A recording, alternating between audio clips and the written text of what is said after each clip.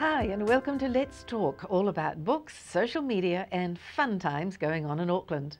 Carole Beu will be in soon to review a novel we absolutely have to read, and I'll fill you in on my latest word of the week. If the cold's getting you down lately, then I bet comfort food's on the menu. Who better to tell us how than Joan Bishop, author of A Southern Women's Kitchen. But before we look south, we're going to look upwards and outwards to the mid-year night sky with Beth van der Loof from Auckland's Star Dome Observatory at One Tree Hill.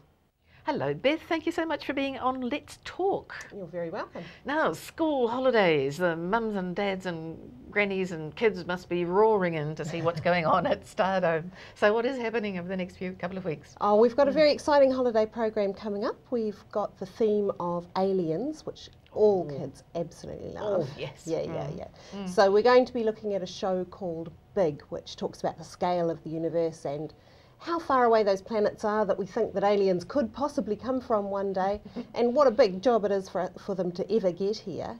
And when we've seen the show, we're going to have a look at some other planets in our solar system, see what we think the chances are of life being on other planets. And then, of course, the fun bit begins when we head on into the space room, we call it. And we've got a whole lot of arts and crafts activities to do with aliens. We're doing face painting for aliens and making lots of little aliens and things like that. What fun. So Absolutely. Is this something that you need to book for, presumably? You can't just turn up? Absolutely, Yes, you need to it's book so for. busy. It is always very, very popular, so I would recommend booking as soon as you can. Yeah, and how many sessions a day do you have? We have 2 sessions open to the public. We have a 10 o'clock session and a 1 o'clock session, and we've had groups booking in for 11 o'clock sessions as well. Okay, and what sort of age of child is suitable? Well, for it's this? a school holiday program, so we tend to cater for years sort of 5 to 12, but a little bit outside either way, so long as they've got parental supervision, is totally fine. It sounds like quite a long thing to do, is it? By the time you've, looked at the It takes planets and about, then done your arts and crafts. yeah, it takes about an hour and a half to get all the way through. Yeah. Excellent. Yeah. Yes. Now, how many people come through the Star Dome every year? Oh, thousands and thousands, yeah. Yeah. More than we can cope with. We often have 4 education sessions a day, and each education session can take up to 87 people, so you can add that up. It's rather a lot of people. And so for people who've never been there, and I imagine there are probably untold thousands of Aucklanders who've never been to Star Dome, describe what's in under that dome that you can see in One Tree Hill. Well, when you come in, we've got a number of things to look at. First of all, we head into our foyer where we've got a whole lot of displays talking about all kinds of things that are space related. We've got from the beginning of the universe itself, talking through space exploration, talking through what's out there, all kinds of displays, some of which are interactive and a lot of fun for the little ones, some really interesting reading for the older ones. And then we've got our planetarium. Now in there we've got a huge 360-degree dome which we can show specialised space shows on. And we can also have our presenters there who can talk you through a night sky. We can put a night sky the way it will be for that evening from this place and talk through what they're going to see when they go outside and look at the real night sky. Right. And I have been there once, years ago now, when there was something to look at. Right. It might have been a comet or something. Right. And you could actually go outside and look through your telescope at the real sky. So, yes. Come evening time, we have our courtyard telescopes up and you get the actual view of the night sky through our telescopes. We've also got our large Edith Winstone Blackwell telescope too that we can look through as well.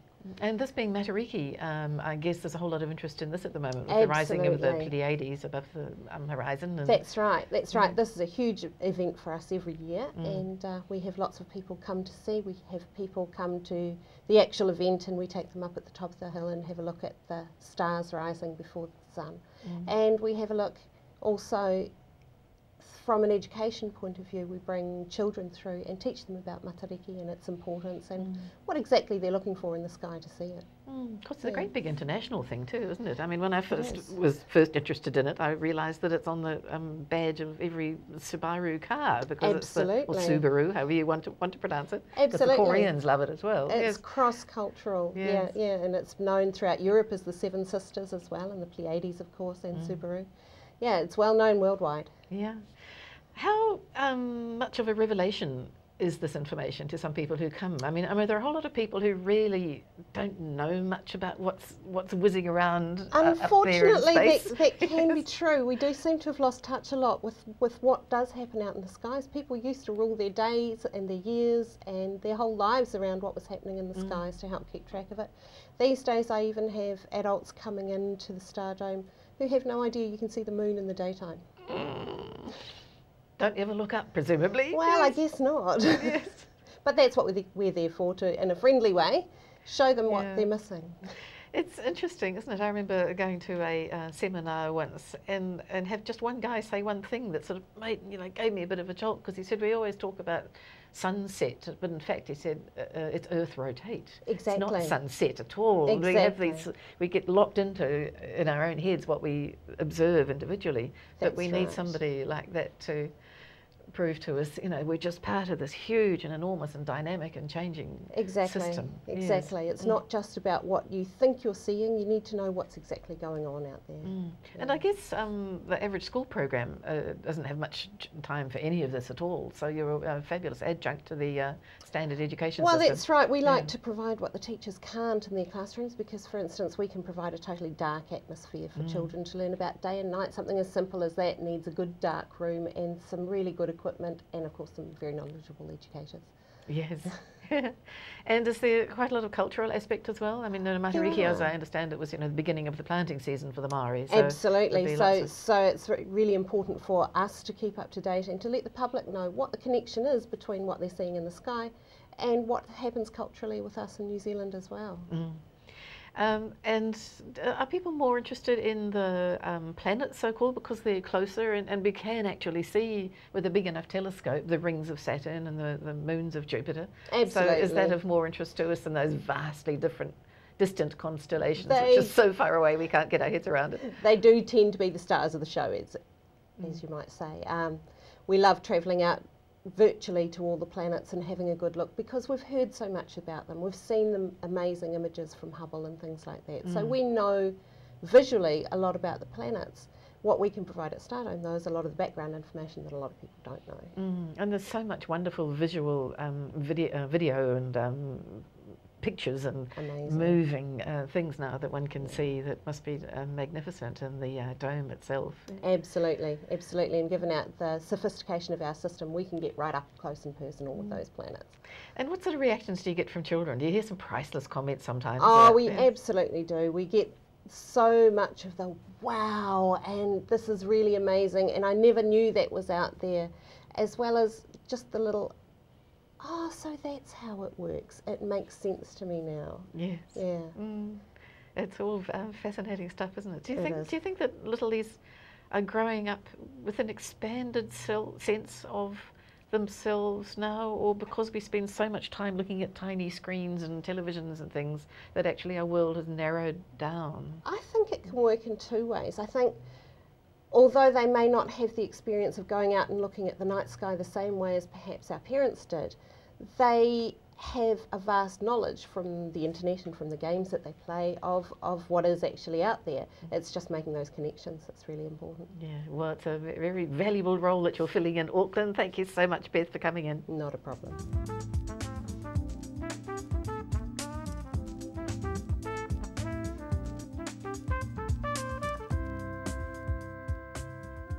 Oh, how we love for things to be transparent. It's one of those jargon words that spread itself all over everyday life. We certainly want politics to be transparent, and any sort of business deal or negotiation that we, the people, reckon we have a stake in. We are hugely suspicious of any sort of blank walls or locked doors we can't see through, especially if we think some sort of skullduggery might be happening on the other side.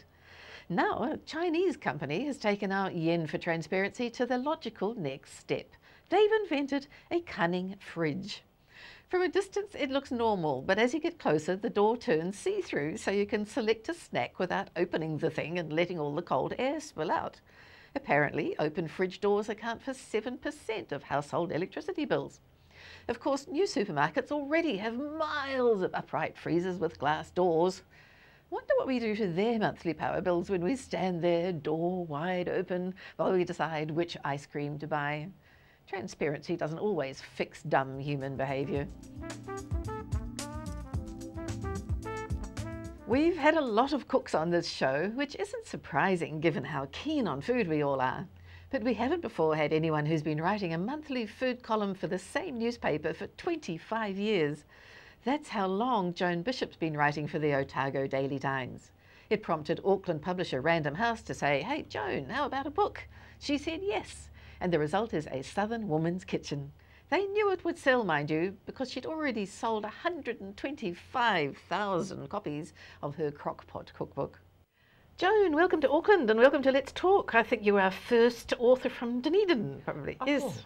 oh, thank you, Lindsay. Well, it's lovely to be here. Well, I think it's pretty special for a Dunedin author to be out there doing a whole national campaign for the selling of her book, which is about, you know, a particular area in the country which doesn't get that much attention food-wise when you're an Aucklander.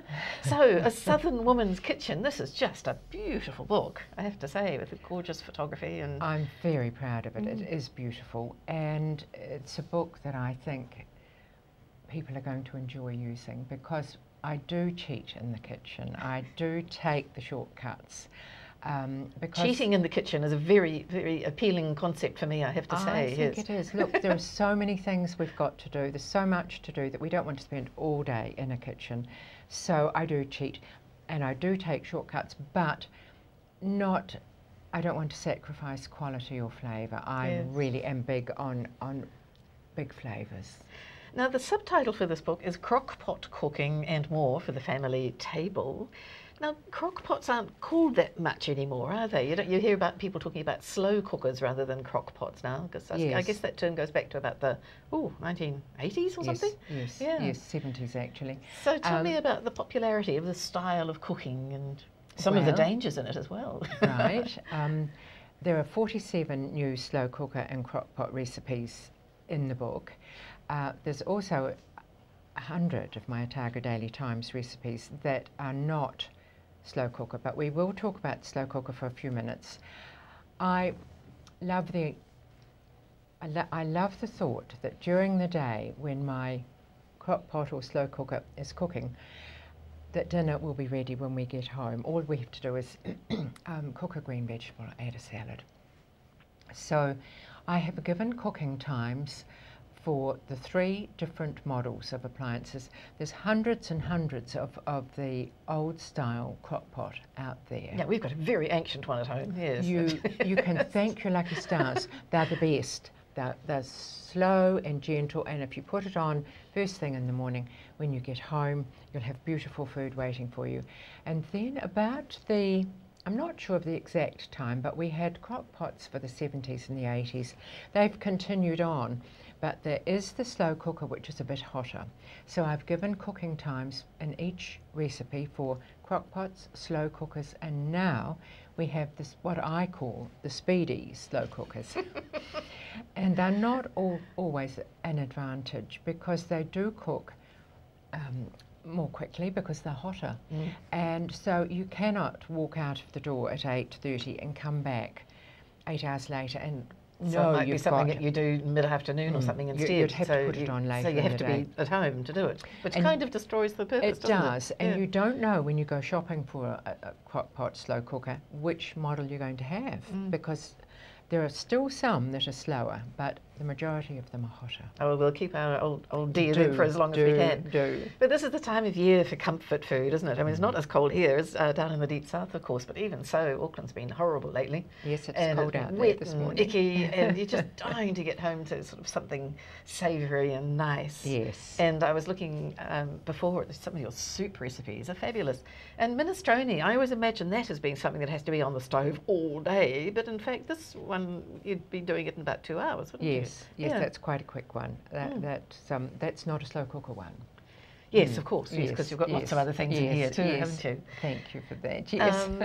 And you've got things which also surprised me, like you've got a mint and parsley pesto, in fact a couple of pesto dishes which don't involve basil. No. And so I think they're really rather interesting too. Well, in the south we can grow basil, but it's quite difficult to grow.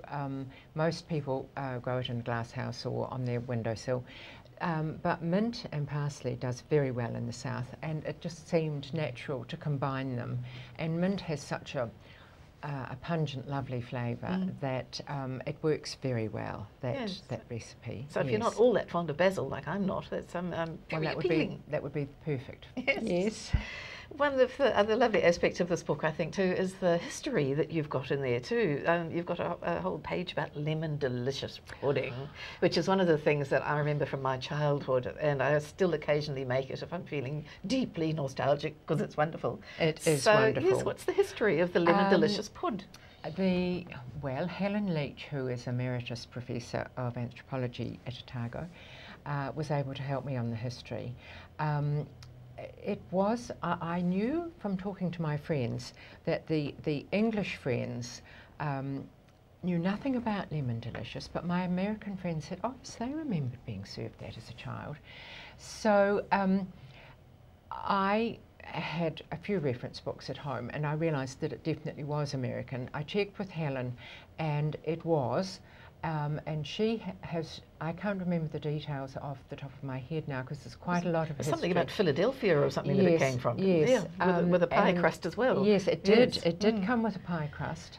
And it did come to New Zealand relatively early on, I think about the early 1900s. And it ended up in, I think, the St Andrews Presbyterian cookery book in Dunedin quite early on as well. I was just reading this about an hour ago. It said about 1930 was its first emergence, which makes sense because my mother was growing up then, and so it makes sense that she would feed it to me. Yes. Interesting. I love that lemon delicious pudding. It's very lemony. It's got half a cup of lemon juice, which is more than most recipes have, but I love that real zing that you get from lots of lemon, and it's a great one to serve if you've got company coming, because it's best served at room temperature, so you can get it out of the oven a couple of hours or more before your guests arrive, and you can have something else cooking, because most of us only have one oven these days. Yes, indeed. And you have the whole history of Anzac biscuits as well, which is such a favourite perennially across Australia and New Zealand. Yes, once again Helen was able to come to the fore, and it's a very clear history coming through, and New Zealand was, so far on the evidence available, we have the first Anzac biscuit. Yes. I imagine that in the deep south you must have lovely, long, lingering summer dinner parties there when the days are long and it doesn't get dark until 10 o'clock. Yes, we do. Yes, we do have those lovely long twilights in the south. And of course your gardens will be roaring away then, so hence I guess your preference for fresh ingredients whenever possible. Yes, yes. And the Otago Farmers Market is such a good one. And I think if we have our own little patch in the backyard with fresh herbs and a few salad greens, if we can't stretch to any more than that, it's so lovely to be able to rush out and pick fresh. Yeah. Tell me about being a columnist for the Otago Daily Times too. I mean, as a former magazine editor, I know how hard it is to maintain a column, and people sort of dry up sometimes after a while. Well, 25 years is a huge stint. Touch wood, I won't. We travel a little bit each year, and I read a lot, and I'm just involved with food. I'm thinking about food a great deal of the time, and the ideas flow, and I test and retest, which is lovely when I'm only producing a column once a month, because I've got time. Sometimes Tony and I will eat a dish 8 or 9 times more, perhaps, to get it right. And if I can't get it right, I set it aside and start on something else. What a patient man your husband Tony is. He is. I'm so lucky. He's such a supportive, helpful person, and he's helped so much with this book. And tell me about, handling food all of the time and tasting food all of the time. I mean, you are enviably slender. Presumably when you do eat, you're eating little portions or something. Oh, no. I have a good appetite. It's sort of the genes, the slenderness. No, I do work at it a bit. I do Pilates a couple of times a week, and I do a little very gentle jog around Ross Creek Reservoir in Dunedin. I was looking at the Australian MasterChef show the other day, and I was thinking, those boys are getting quite tubby. I mean, they're just eating all the time, I suppose, and it must be really difficult not to put on weight in a job like that. Yes, I think so. How do you feel about this new craze for food at the moment? I mean, engendered not just by MasterChef, but by so many cooking shows and so many food celebrities. Yes, I tend not to follow it. People say, oh, have you seen such and such MasterChef? And I say, look, I'm thinking about food all day. I really don't want to watch it. Yes. So I don't. I think we have to be a little careful, and a lot of my recipes I'm using a lower fat, and I'm using oil if I can in place of butter. So I do think we have to take responsibility for our own health. It's also engendering a lot of snobbery about food, I think, too, isn't it? I mean, just in a tiny way. I noticed that sort of got a thing of cat food the other day, and it was for tuna fillets in a light jus. That hardly matters to the cat. But all of us are using these words now, aren't we? Like jus, and we're enveloping things with snow and mist and, or not snow, but you know what I mean. You know, there's a whole lot of cooking jargon now that if you don't use, you're sort of not quite up with the play. Well, let's not worry too much about it, I think. Good old-fashioned food with plenty of flavour. Yes, I think so. Well, thank you so much, Joan. It's been a pleasure to have you. Oh, it's been lovely talking to you, Lindsay. Thank you.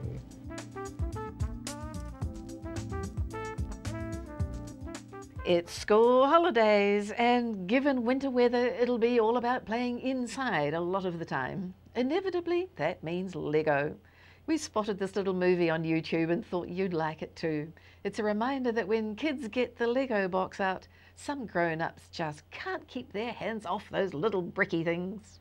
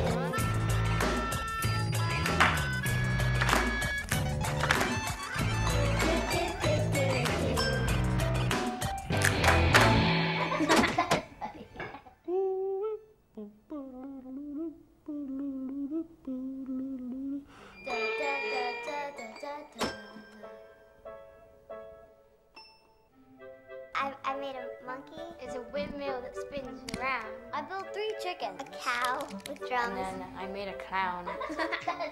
And look at this. I built Lego.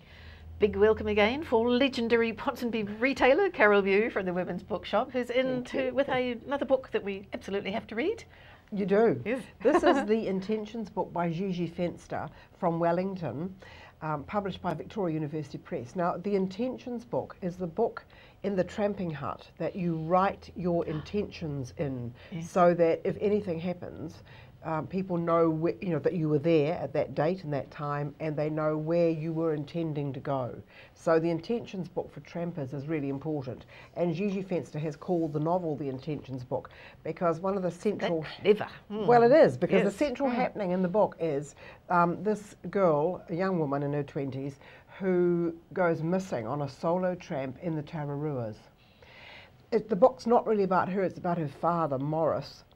And he is an older man, still working as a metadata analyst, which is an interesting metaphor for the book as well. And he, all his life, if he's been in social occasions and people have said to him, "What do you do?" He hopes no one will ask him, because he hates to say a metadata analyst, because people sort of go blank and say, oh, that sounds interesting. What do you do? And he finds it quite hard to explain what he does. I mean, I can't explain it really, except that it's to do with computers, and it's to do with getting information out of computers that is hidden under layers, really. And he applies his metadata analyst skills to his own life in this situation, so it's an interesting metaphor. He is a very quiet, gentle man, lovely character, but he has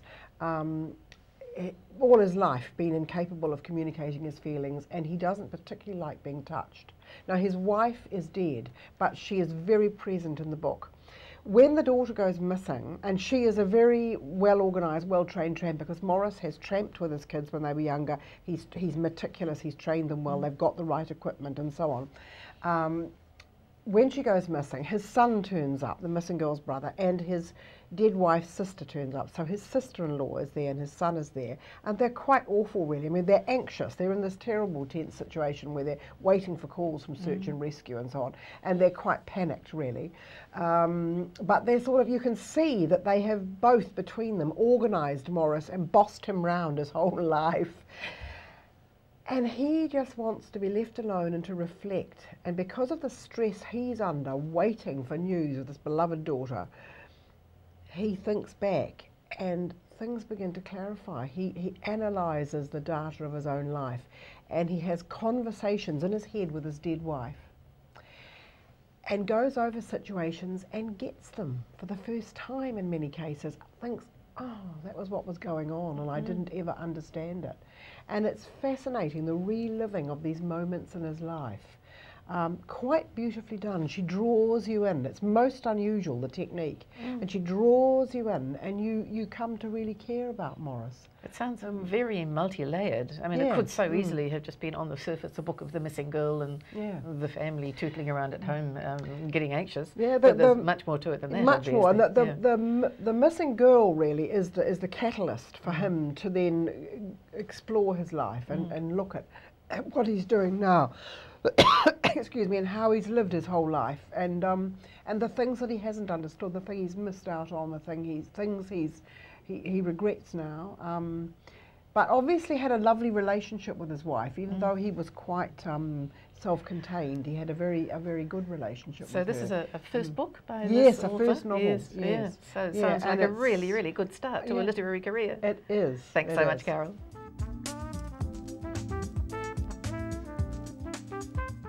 Thanks for watching. Next week we're chatting with a man who probably knows more about words than anyone else in the country, the highly entertaining and erudite Max Cryer.